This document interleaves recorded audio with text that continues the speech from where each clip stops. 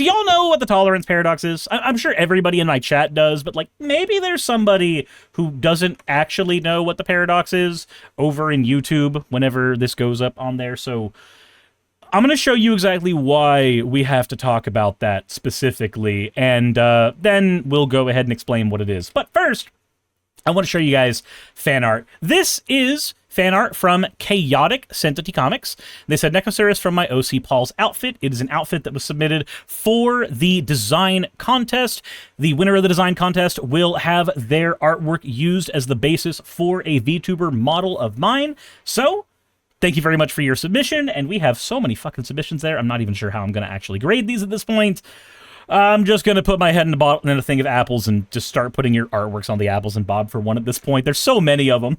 But thank you very much, Chaotic Entity. I appreciate it greatly. If y'all want your fan art to be shown in a future video, the best way to do it is to drop it into the fan art section of the Discord. With that said, let's go ahead and see what is prompting me to have this conversation specifically. And of course, it's a VTuber, because the age where the apolitical VTuber actually meant they just were a comfy, cozy person that didn't do anything died a long time ago, and now that just means they're like a Rev Says Desu clone. So here's Nines, and I'm not accusing Nines of being a Rev Says Desu clone, but I am going to use their post in order to springboard into a conversation specifically. They said there's a YouTuber I like watching, doesn't name the YouTuber, that's fair, and during one of his streams, someone asked if he liked Asmongold. Well, that's a loaded fucking question. He immediately went on a rant about hating all right-wing creators because he believes in being inclusive and kind to everybody. Now, no, they said right-wing creators. Put a pin in that. She said, I just sat there thinking, isn't it kind of ironic you say you believe in being inclusive while writing off an entire group of people? All right, this is the stupid thing we've got to talk about right now. Let's go ahead and talk about what the paradox of tolerance is. And then, from there, we will extrapolate further and talk about why this matters in regards to this. So, the paradox of tolerance suggests that if a society extends tolerance to those who are intolerant, it risks enabling and the eventual dominance of said intolerance, thereby undermining the very principle of tolerance. This paradox was articulated by philosopher Karl Popper in The Open Society and Its Enemies in 1945, where he argued that a truly tolerant society must retain the right to deny tolerance to those who promote intolerance. Popper posited that if intolerant ideologies are allowed unchecked expression, they could exploit open society values to erode or destroy tolerance itself through authoritarian or oppressive practices. Pan says, see, I have a master's in philosophy. I like these kinds of conversations. Welcome to the channel. We have these kind of conversations all the time. Let's see here.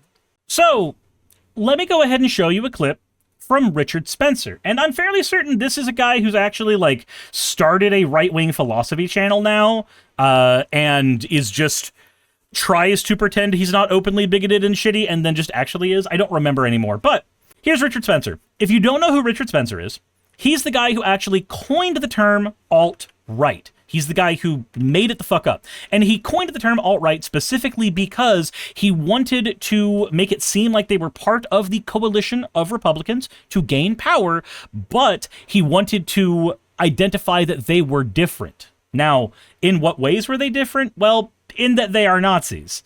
Now, I'm not saying that because I want to be hyperbolic. I'm saying that because the actual ideologies that Richard Spencer ascribes are Nazism. It's eugenics. It's white nationalism. It's anti-Semitism. It's everything that you would need in order to, you know, form a Fourth Reich after a beer pushed. The lag says, brain no one to brain, just number go up and make chemicals. So, here is him being pressed on how he feels about free speech. Now, remember, we have put a pin in two things. One, we're talking about content creators, not people who happen to be conservative. There's a difference. Two, the other pin we have is the tolerance of paradox. Remember, or the paradox of tolerance. Remember, if you allow open tolerance of everyone and everything, and you include intolerant behavior in that web, you will inevitably have your tolerant people usurped by the intolerant ones. So, let's see how that pans out versus what Richard Spencer actually says. Government regulation of speech, but long term, are we even pro free speech? No, of course not. But we have to use this platform in order. So we're being radically honest here. And, yes, radically pragmatic. Yes. So before we listen to Kyle Kulinski, because I don't really care so much about what he has to say here, it's not that I don't like Kyle, it's that I just don't need to listen to that as well.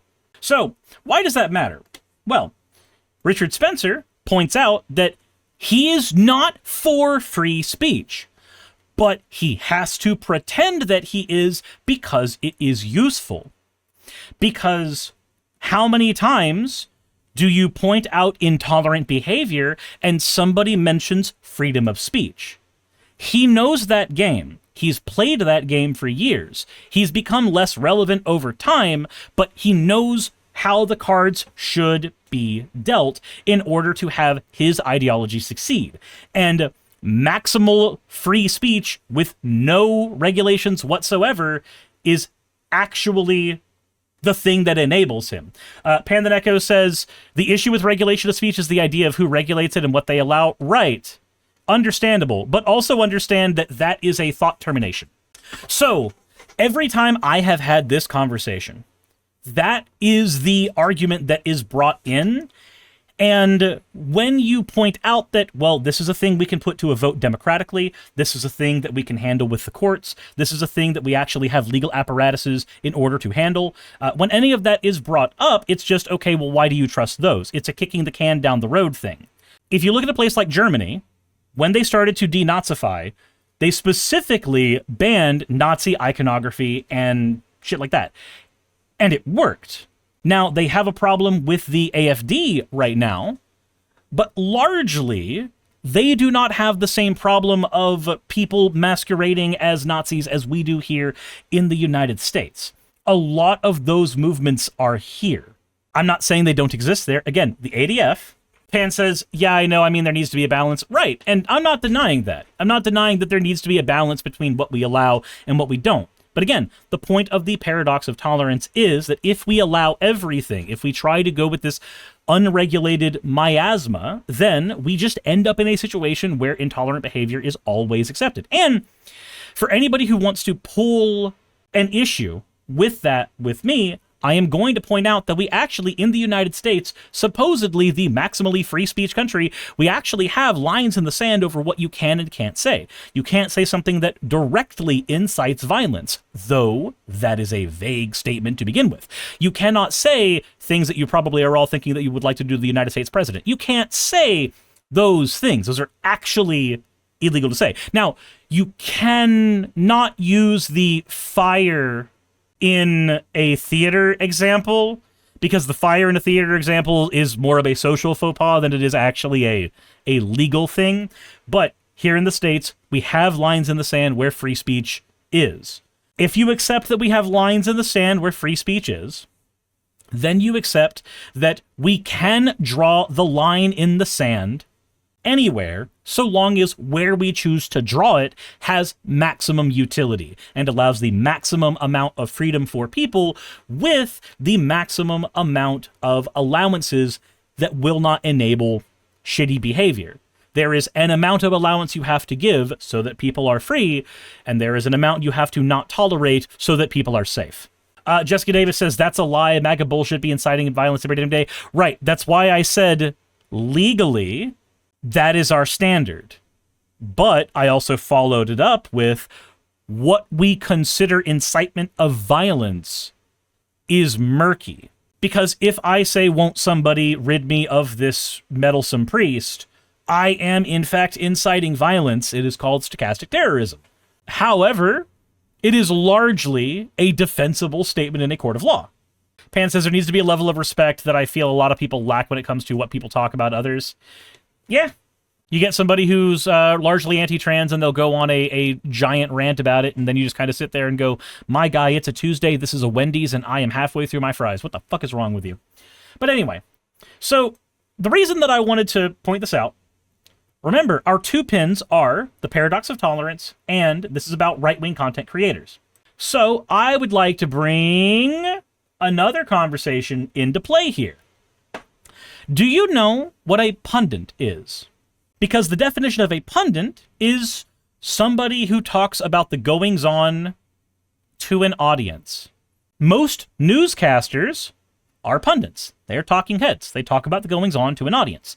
Some YouTubers fit the definition of pundit. So, I wanted to go ahead and read over this. Pundits, central to democracy, or partisan spewers of opinion who destroy trust. This is from The Conversation. We're going to take a look at it and just see some of the back and forths. I may not agree with everything in the article. I may disagree with a lot of it, but we're going to read it anyway. Said Walter Lippmann, who lived from 1889 to 1974, was an early and prime example of the public intellectual as pundit, commenting on news of the day. Lippmann, a Pulitzer Prize winner, wrote a syndicated column on national and international affairs. He advocated a philosophy in which honest reflection on common experiences would lift citizens out of their parochial worldviews. A pundit is somebody who offers commentary in the media on a particular subject area. A gallery of legacy newspaper pundits would include a more raucous wing. Turn a corner, and the cranky sage of Baltimore, H.L. Leckman, appears. The satirist and cultural critic, who was born in 1880 and died in 56, lived for most of his life in a neighborhood of West Baltimore. I don't care about that information.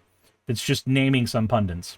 Okay, holding politicians and institutions accountable often requires combative voices. What kind of commentary is needed now, though, with so much political talk, is degrading and divisive. I ask this question as a former editorial writer who studies how journalism operates as a political institution. I want to suggest that pundits support democracy when their combat is driven by ideas rather than tribal identities. Now, here's the fun thing, though. An identity is also an idea, and I'm going to go ahead and offer my first bit of pushback here. There are some identities that are hidden behind because it is a reaction in defense, and there are some identities that are hidden behind because it is an offensive action. For instance, somebody who is on the alt-right. That is an offensive action. They are wanting to actively change the world in such a way that there are fewer freedoms and more people are hurt. Versus somebody who says gay pride. They are hiding behind the label of gay, LGBTQ, what have you, but they are doing so largely as a reaction to a world saying that they should not exist. These two are not the same. They are both and can both be tribal identities, but they do not have the same form of character. Now, let's go ahead and go here. Punditry became a more central feature of democracy with the expansion of mass media in the 20th century. While Lippmann emphasized the civic value of commentary, punditry would prove its commercial value as well. Mass media in the 50s featured radio hosts who delighted in browbeating callers. Those hosts were rewarded with increased ratings. Radio and television punditry also helped stations to fill airtime with relatively modest production costs. The New York Times is not representative of mainstream newspapers, but its expansion of opinion journalism over the last few decades is illustrative. Yeah, the New York Times. That opinion section has certainly been a miasma of bullshit lately. Anyway, the rise of television pundits. Nami the Neko, thank you for resubscribing. The rise of a television pundit class in the 1860s established a new type of celebrity, thanks largely to William Buckley's firing line, which ran from 66 to 99. Leaning back in a chair, clipboard in hand, eyes darting, the conservative author typically treated guests politely on the public affairs show. His vision of the pundit as public intellectual sought to preserve the traditions of civility during the advent of broadcast media. The aspiration was hardly a source of inspiration for the McLaughlin Group and other shout shows launched in the 80s. Shout shows are televised short-form debates. Conversations quickly turned into confrontations. Columnists cannot replicate the visceral experience of the shout show. Although the ability of readers to graze online heightens the incentive to punch up punditry. Deadlines, of course, are another barrier to high-minded commentary. Lippmann explained that a column is produced by a puzzled man who draws sketches in the sand, which the sea will wash away. Punditry today carries a negative connotation, as it conjures talking heads spewing opinions. Turn on CNN or Fox News any time of the day to see example. The term pundit, though, is derived from, I don't give a shit, the Sanskrit word meaning learned. That's not That's not a fucking point. That's like saying, oh, yeah, no, philosophy is love of knowledge when we're talking about Reddit bros.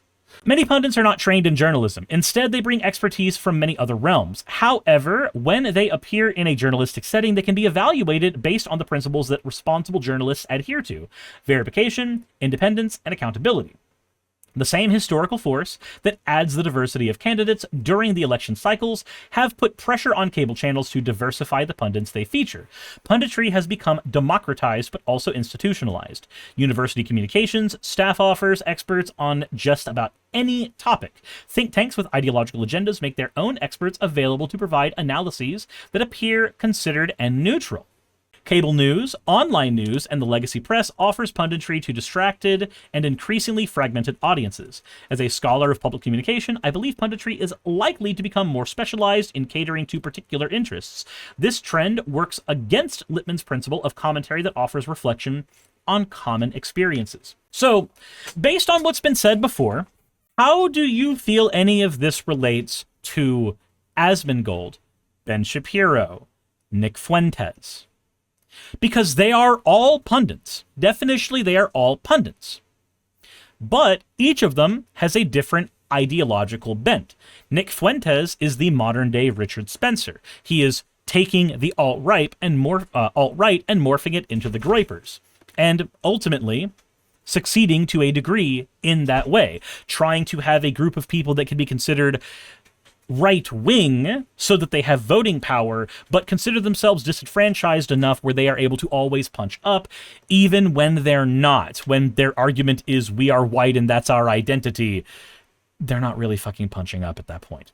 Ben Shapiro, on the other hand, tries to take the Fox News approach and have his own media empire. It is a very different behemoth to what Nick Fuentes built. Then we have Asmongold, whose bent is, instead of trying to emulate Fox News or pick up the torch from Spencer, his bent is to instead present himself as the everyman. Largely, if you watch any of Asmongold's content, he tries to argue not that his positions are right because of some ideological superiority or anything. He argues that they are right because it's common sense. He argues that he's right because he doesn't have to think, he doesn't have to research, he just is. And largely, this is the experience that most people who are just common experience having people have. Most of us believe that most of the things we believe are correct, elsewise we wouldn't believe them. And most of our beliefs, we don't really scrutinize all that much. The Socratic method is really good at helping with that, where you ask questions to figure out why you believe what you believe, but most people do not engage in that level of self-scrutiny. So, Asmongold is usually targeting those people every time, because those people are the ones who are likely going to hear something that sounds like a common sense opinion and simply nod along and go with it. Each of them are pundits, each of them cause harm, and each of them target a separate person. Nick Fuentes targets the person who is ideologically on the fringe. Ben Shapiro targets the person who is ideologically simply on the right. Asmongold targets the person who believes themselves to be apolitical, but largely is not. The question becomes, how much harm do they cause? Well, if we flip back to the paradox of tolerance, what things does Asmongold advocate for on his stream? Let's just talk about trans issues real quick, because you can see his wars with Nyara to see where he believes, or why he believes what he believes. But largely, on trans issues, he is very, very antagonistic. He is not tolerant of trans people because he has an idea that trans people are not tolerant of him or are trying to normalize behaviors that prey on children. Now, these are not things that comport with reality. But remember, Asmongold and the audience he courts are the common sense audience. They are the audience that believes that their base assumptions are correct and they do not scrutinize further. So, if you hear these phrases next to one another, some men want to go into women's bathrooms. Some men want to convince children they should cut off their genitalia. And these are the same person. If you hear those three sentences together, and you do not scrutinize it further, this sounds like a predator who needs to be stopped, when in reality, I am describing a trans woman. This is not a man. This is a woman. She is not going to the bathroom to be a predator. She is going to the bathroom to take a fucking dump. That's an image you can scrub out of your mind. And she's not trying to prey on children. No, she is trying to have a world where kids understand that people like her exist so that they don't grow up to be bigots that vote her rights away. Those are not the same thing. But I have described the exact same person from two different points of view. And if you don't scrutinize your point of view, you find yourself in the former category with Asmon. If you scrutinize your view and you actually do some research, you find yourself in the latter category. So Asmongold causes harm to the trans community, at the very least. Now, where else can we find harm? Well, Richard Spencer. What is Richard Spencer ultimately trying to fight for? Nazism. We just have evidence that Nazism is bad. We have history. I can just point to it. Nick Fuentes, largely picking up that exact same torch, is piloting the same ideas. So, he engages in spreading harm. Asmongold engages in spreading harm. Now, what does Ben Shapiro advocate for? Well, he argues for conservatism on the whole, just general conservatism. He has most of the same anti-trans stances as Asmongold does, but he also advocates for a lot of conservative positions fiscally. Positions that involve things like means testing or flat out removing things like Social Security. So these people all cause a level of harm. So being tolerant of that behavior would in fact be being tolerant of a form of intolerance. Each of these people has a group they are very intolerant towards. Asmongold, trans people. Nick Fuentes, anybody that his eugenics movement thinks is bad, like just fucking the Groypers are weird, man. And Ben Shapiro, whatever the conservative talking heads want him to be against at the time. Oftentimes, it's going to be immigrants, it's going to be trans people, etc. Each of these people is very, very intolerant of a group of people, and that group of people have done nothing to slight them, other than simply exist. So if we are to be intolerant of each of these people, we are in fact being intolerant of intolerance. Something that, again, the paradox of tolerance points out that we are well within our ability to do so while still being a tolerant society. Now, I point out that these people are pundits because when it's your dad, when it's your uncle, when it's your sister who has these beliefs, the puddle that they actually cause a splash in is pretty small. Whenever they toss their rock, the puddle doesn't go very far, the ripples don't go very far, they're not really affecting a ton of people. However, Ben Shapiro has an audience in the millions. Asmongold has the biggest streaming audience in the world, and Nick Fuentes has an audience in the several tens of thousands and makes millions of dollars doing what he does. Each of these people has a gigantic ripple effect. So even if each of these people have the exact same ideology as your weird uncle at the Thanksgiving table, the amount of harm they cause is very, very different. This is one of the reasons why people, when they do that whole, like, shitty thing where they say, oh, you should just like get rid of all your family members if they're bigots. Like, no, they're not doing the exact same thing as Ben Shapiro. I'm sorry, fuck off and fuck you. I will have a better chance of getting them to be better people if I am not cutting myself off from them myself. You want to do that? Go ahead. Don't tell me to, though. So, because their ripple effect is much higher, and they are definitionally pundits, and that's why their ripple effect is higher, then their intolerant behavior causes harm. So tolerance of them likely causes more harm. The paradox accounts for this. So when Nines says the silliest shit, like, oh, hating all right-wing content creators, aren't you supposed to be tolerant? Actually, no, not in that sense. The right-wing content creator, of the three I listed at the very least, and we're talking about right-wing content creators, we're talking about people who spread right-wing ideas in their content, these are people who cause harm. They cause harm to groups of immigrants, they cause harm to trans people, they cause harm to gendered and racial minorities. So, being intolerant of them is in fact the tolerant thing to do. That is what the paradox is about. And I know this was super long-winded, and I know this got into just a fuck ton of shit, and it was in the weeds, and I get it. I get it. Some of you are probably super tired. At the same time, I'm going to be honest, there is another aspect of this that I have to discuss that murkies the water even further, and I'm very sorry about that. And that is the fact that it takes 12 seconds to type out this statement. A statement that, again, to the Asmongold viewer, is a common sense statement. How long did it take me to go over the why the statement was wrong. Because by my clock, it looks like 21 minutes. 21 minutes to go over the paradox of tolerance, to go over the definition of a right-wing creator, to go over a handful of right-wing creators, to show the groups that they are causing harm to show that they are applicable to the tolerance of paradox. 20 minutes. And this is always how this goes. Every single time. Remember, the statement, this man is trying to get into a woman's restroom and this man wants to be predatory towards your kids. That is a super quick set of statements. The clarifying statements of, no, actually, that's a trans woman. No, actually, she's just trying to go to the bathroom. No, actually, she's not trying to do anything to your kids other than convince them not to be bigots later in life. Even that basic amount of shit required more words. It always requires more words to accurately assess a situation than it does to hip fire on it and just argue common sense. And I want to leave you with a definition real quick. Just one more thing. One little tiny thing. Because I know this has already been a lot, and it's much. But the one little tiny thing that I want to leave you with, I mean, Jim and I got it right. Got it right in one. There is a creationist philosopher known as Dwayne Gish. This philosopher would get into debates all the time against scientists, against pundits, against people who were largely correct on the age of the Earth. Dwayne Gish believed that the age of the Earth was 6,000 fucking years old because he's a fucking creationist.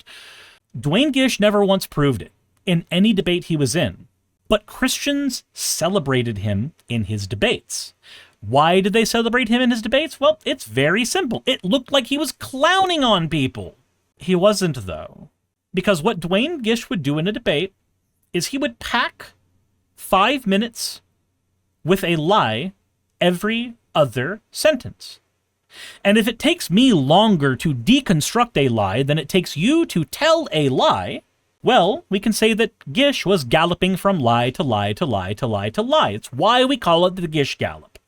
It is a logical fallacy wherein somebody overwhelms somebody with information such that they cannot accurately debunk every bit of it, and then they point to the things that were not debunked in the conversation, saying that, aha, see, you couldn't debunk what I said. Look at everything you left on the table. But they threw so much on the fucking table, it's asking you to eat everything on the Thanksgiving table on your own, ignoring all of your other family members. You fucking can't. Pan says, see, I just stay in my field of expertise. I don't understand why people try to do stuff like that.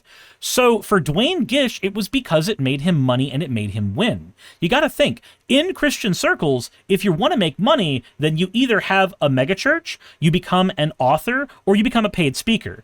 Dwayne Gish was the third, at the very least. And you get to become a paid speaker more often, the more famous you are. And you become famous as a paid speaker in Christian circles, in the debate circle, by seeming like you win all of your debates. You're a warrior for Christ. So, it always takes less time to tell a lie than it does to deconstruct it.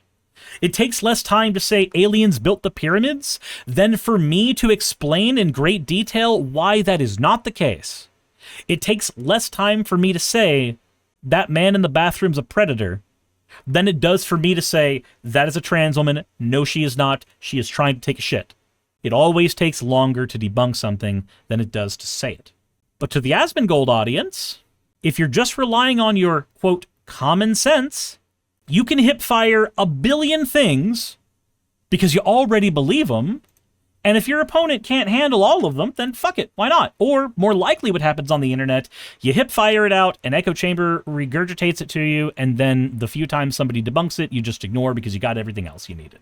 Like, I'm not saying everybody Gish gallops. What I'm saying is the Gish gallop is emulative of exactly the problem we're dealing with. It takes longer to deconstruct a problem than it does to cause one.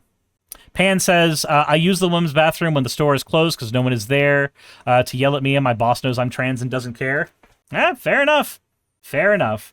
But anyway, I saw that scrolling on my feed and I figured, yeah, fuck it. Let's talk about this VTuber's take and why it's wrong because it gives me a chance to talk about some philosophy shit. So Hopefully y'all had a fun time. If you did, let me know in the comment section below. Hey, also maybe consider supporting the channel over on Patreon. I do have 4 vlogs that go up there every single month talking about the goings on the channel. Oftentimes it is just basic mundane stuff, but sometimes it's bigger stuff like showing you guys the entire process of the new model that is being designed for the channel. It just depends on what you're there for, but primarily you're there because you want to support me, if you do. That said, thank you very much for watching. I appreciate each and every one of you, and I'll see you in the next one. Hey, you made it to the end. I want to give an extra thanks to the patrons who allow me to do this full time. I want to thank Aaron Rail, Astral, Britzkrieg, Jemshin, Poundini, Red Joker, Victoria, Jonas, Craig, Tarika, Fireshard, Smiling GM, John, Dren Hadamada, Creeper, Sagitta, you know I'm not saying that last part, Sylvie Snow, Valis of Seraph, Ottoman Angel, Rooster Rachel, and Fire Panda, who are all my $20 and up patrons.